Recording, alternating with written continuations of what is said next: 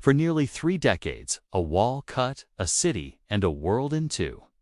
In 1961, the Berlin Wall was built to stop people from escaping East Germany, a communist state controlled by the Soviet Union.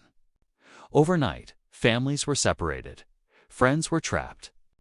Freedom became illegal. The wall wasn't just concrete and barbed wire. It was a symbol of the Cold War, of fear, control, and division. Armed guards stood watch. Escape attempts were punished. More than 140 people died trying to cross. For years, the wall seemed permanent. But by the late 1980s, cracks began to appear. Across Eastern Europe, people demanded change.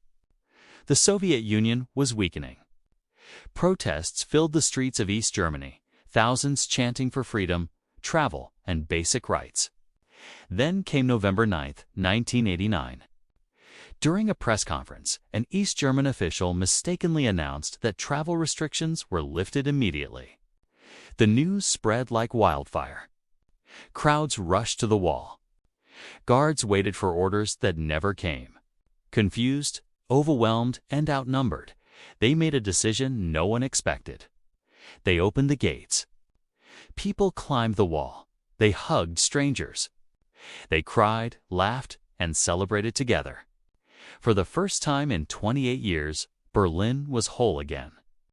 Within days, people began tearing the wall apart with hammers, not as enemies, but as one people reclaiming their future. The fall of the Berlin Wall didn't just reunite a city. It marked the beginning of the end of the Cold War. It signaled the collapse of communist control in Eastern Europe. And it proved that even the strongest walls cannot survive forever.